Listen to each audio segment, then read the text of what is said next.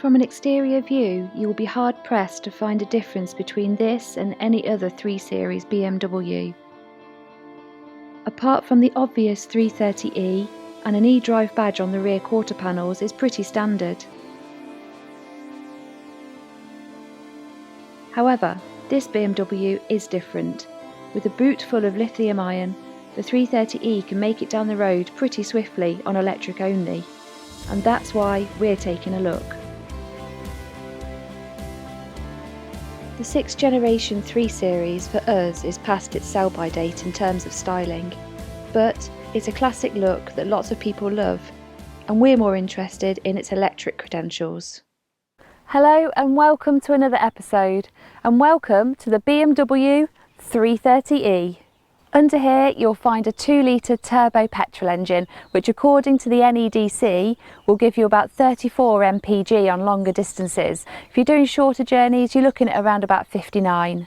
The boot space is excellent, but access is tricky because of this high boot line. The battery is housed where you'd normally have your spare, so unfortunately with this model there's only a tyre inflation kit. Home charging on this 10 amp cable comes in at about 3.5 hours. One thing to note here is if you're the 5th passenger, the prop shaft tunnel gets right in your way. Hello and welcome to another episode. Today we are driving a BMW 330e and the first impressions are it's very nice. The interior is fantastic and nothing short of what you would expect from BMW. However, it's very complicated, isn't it? There is buttons and gizmos everywhere, and trying to do something very simple like trip it or work out how to trip it, it's very difficult. For someone who doesn't drive BMWs a lot, I mean, if you drive it every day, you're going to get used to it, but I've got in other cars and I found them a lot more simple. Yeah, it's like information overload straight away. It is. I can't remember which other car had that. Was it the Lexus? We test drove another car, another hybrid, and it was very complicated. Yeah. And I think that needs to be sorted. But the other thing with the interior on the BMW, the infotainment system is so complicated as well. It is. And you've got all this media and stuff going on, so. The little toggly wheel down at the bottom here is. It's not easy to use. No, I'm surprised they still use it. I thought that's something they would have got rid of by now, but. Maybe it works for them. Yeah. So the battery, we've got a 7.4 kilowatt lithium ion tucked down the back there. It's good for a range of up to 25 miles apparently. For us, we're not seeing anywhere near that actually. We've driven 7 miles and we've lost about nearly half. So, but that's aiming for about 20 miles, but the predicted range is 9 miles left. Tell us we've got 9 miles left, so yeah. In E mode, which we're in now, it does reduce the performance and the amount of power you've got, but if you do need some extra power, you can stamp your foot flat to the floor and it'll bring the internal combustion engine in. Currently doing 50 down a country lane and it's on E mode. The regen is minuscule compared to an EV. It really is. It's mostly pedal operated as well, so when you input the brake pedal then the regen increases, but it's still more regen than you get in a normal internal combustion car, so it is. Yeah, can't argue with that. No, but it does drive very well on electric mode. It's very smooth, isn't it? I have to say, out of all the hybrids we've driven so far, I know we've not been in this for long, but so far this feels the nicest. It's about the most normal, isn't it? Yeah, it feels, apart from the confusion when you first get in with all the buttons, once you've got driving, it's very smooth, it's quiet, it's nice. It is nice. It is nice. When you put your foot down and the engine kicks in, that is quite noisy, but I think that's going to be expected, isn't it? Because you're going from something that's not got any noise at all to going back to an engine. Which we're about to do now. You can feel it. You don't realise. And that wasn't too shabby, was it? It is not too shabby. It's nippy. That is fast. It's 0 to 62 in 6.6 something seconds, 6.1. Yeah. That's pretty good, isn't it? Yeah. It's pretty good. Which is, yeah, it's not bad. And it does feel quick. It does feel quick, yeah. And it's not a light car. It's not a light car.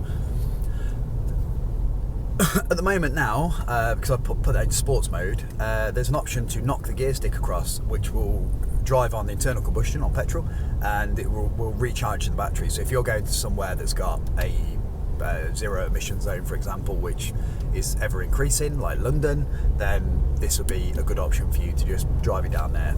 But a bit like a battery save mode. Yeah. So. Okay, so to knock it back out, just knock the gear stick across, the engine cuts out, and back to silence. That said, with the engine on, it is still very quiet. Very quiet. Yeah, unless you're revving it, it is quiet. I've always liked BMWs, I have to say. They've always felt luxurious, they've always felt nice. And this has got that same feel. The BMW i3, it's a lovely electric car, Yeah. but it doesn't have quite the same feel as this. No. To me. In what way? You prefer this to the i3? Yeah, just in the way that it feels like a normal car. Okay, yeah. You don't feel like you're in anything different. You know, the i3 does look different. There's no getting around it. It looks like an electric car. It's styled differently, inside and outside. Yeah. But this just feels nice because it is just like a normal car. The thing is, for me, the i3 is more appealing because it is different and it's a bit quirky. Yeah, I think there's two sides. Yeah. Oh well. Yeah. Yeah. You're the other side then. No, I think I can see both arguments, but I'm just, Yeah. for somebody who perhaps wants a car that doesn't look like an electric car, this is a nice option. Yeah, yeah, it is. It is a nice option. It's apart from the outside styling, which is for me, BMW is so boring. They just haven't changed the look of their cars for so long. They're all just like they're a bit like Porsche, aren't they? The new Porsche is the same as the old Porsche, and it's an ongoing joke. I like it how when you're on the motorway and you've got a BMW coming up behind you, you know it's a BMW. You do not know what you're talking about. That's what I'm going to say about that. Well, that's up to you to think. But I just think I like that. I like I quite like the fact that it stayed the same. But maybe you're right. Maybe it's time for a change. Yeah, maybe. But it is a good-looking car. But I think the style's aged. What's it looking like for price? For this model that we're driving, it's 33,935. Ooh, I know. that's expensive. So it's a lot. Yeah, that is expensive. What's that comparable with? What's this model, Yeah. price-wise? What, in the electric world or hybrids? Yeah, well, just anything. If you can buy the same car in the non-electric version, and it's about 25, I think. Yeah. Can't be 10 grand more than. It's a lot of money. It is a lot of money. Yeah. And I think perhaps, like you said, these are aimed very much at a corporate Yeah, I type, think type of person, which means that the affordability is a bit different. so. Yeah. But yeah, quite a lot of money. So I did have a quick look, and I saw some PCP prices, and they were more than what we paid for the Tesla. Really? Yeah, That's insane. yeah, that is insane. With a deposit or without a deposit? With a small deposit, so we paid quite a hefty deposit on the Tesla, didn't we? But Yeah. even still, that's a lot of money to pay for a car, you know. It really It is. It is. But... So, what's it like for MPG in normal when you're driving on petrol? For longer distances, they're saying 34 mpg, Oh, which actually is pretty bad. that is atrocious. And what's it got for combined if you're driving it hybrid mode? So, like round town sort of stuff and things where. So round town combined, you're looking around about 59 mpg, which is better. I don't believe that at all. No, No. I think we'd have to do a test of that. Is that- It's better, but it's still not great. Is that the NEDC? Probably, yeah. Oh, okay. NEDC, a knockoff 40%. Yeah. We're still in E mode, and we've covered 8 miles. Half a battery gone. So, but it's not bad. It's not bad. It probably will do a lot of short journeys for people. I think it will. But there is a problem with this car, and it's aimed at a certain kind of person, isn't it? And it's definitely aimed at the more corporate kind of market. when I spoke to the dealer, he said most of these cars spend their lives never plugged in, and it's a bit of a tax break. See, to me, that means that they're never going to be inspired to improve. Yeah. Because if people aren't using it, Yeah. they're not going to be getting feedback from people. They've just got no motivation to improve it. No. I think the stopping and starting, say if you were driving around London, for instance, I think you'd probably get quite a decent range out of the battery. Yeah. Because you would be doing very short start-stop kind of journeys. Yeah. Yeah. But there's a man at my place of work who's talking about buying one of these, who does a daily commute, and he was talking about being able to do the whole commute, and I can't remember how many miles it was now, but I think it was roughly around what this is able to do on its E-mode, and he was talking about being able to do that every day on E-mode, and I'm just not sure he would be able to. No. Not driving on normal roads at 50 miles an hour. No. I didn't go in to go and pick up this car, but so I didn't really get to see what the dealer was like and what the experience of picking up the car was like. But how did you find it? I thought it was really good. It's really good. BMW have always been a really good dealer, especially when it comes to EVs. They've got a dedicated section, and they know what they're talking about in the most part. However, they did have an e-bike, and he didn't know anything about that. That's a shame. Yeah, but they know what they're talking about. So I thought it was pretty good, but better than, not as good as Nissan, but then Nissan are a bit more dedicated, I think. But then better than somewhere like Volkswagen. Go into Volkswagen and ask anything about an electric car. Yeah, but Nissan have improved. They never used to be very good. No. When we they've got a lot our better. Leaf, they were shocking. Yeah. So, I suppose we've got to give people time to get used to this new EV world. All in all, it's been a comfortable drive, isn't it? I've Sorry, let me just go. How do I go into reverse? put your foot on the brake. Help me.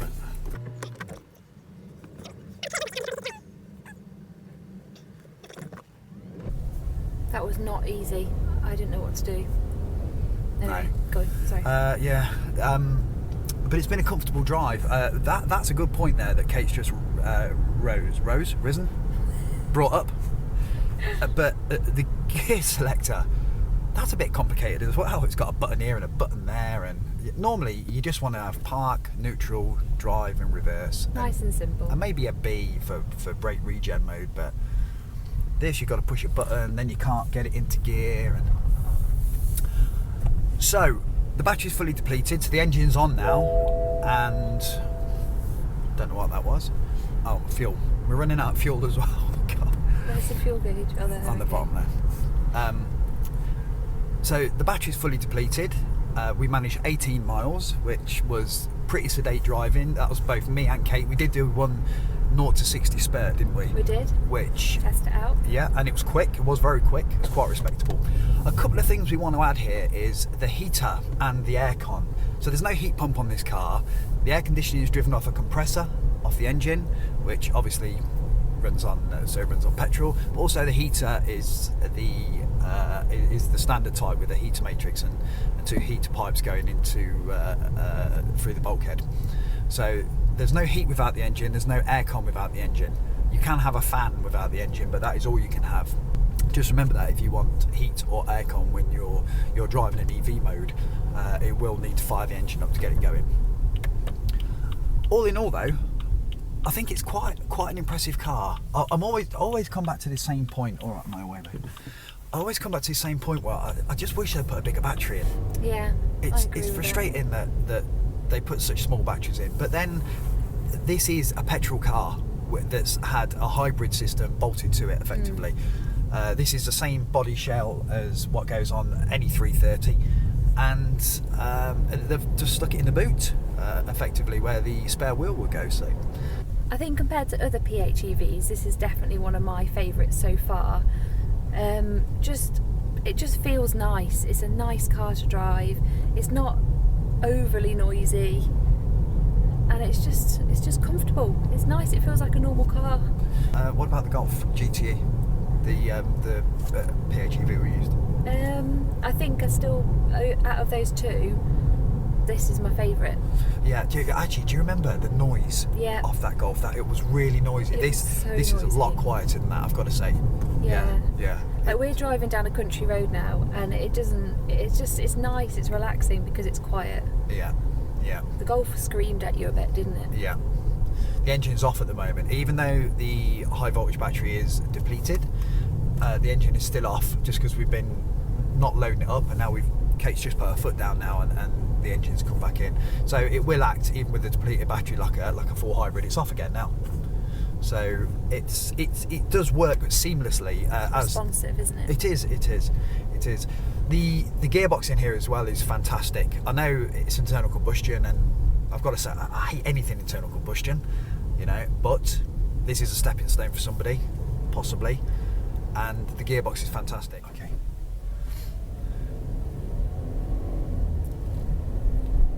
That's the bit I don't like. No. Yeah, it's a shame, but for somebody that's going to be okay. They'll accept petrol and electric, and if it brings somebody closer to driving electric, then it's done a good thing. I think they probably could have worked a little bit harder and put a bigger battery in it, but I'm sure they've got the technical reasons for it. But it's a nice car, and I'm happy with it. Definitely wouldn't buy one. No. Because it's a backward step, but probably would buy one if it was our forward step. If we were coming from internal combustion and we weren't sure about electric, this would definitely be a consideration. Yeah. So, is it a thumbs up from you? It's definitely a thumbs up for the type of car that it is. Yeah. Yes. Okay. Despite the limited EV range and the complicated controls, we thoroughly enjoyed the drive. If it's a hybrid or PHEV you are looking for, or you aren't ready to make the jump to a full EV, this is well worth considering.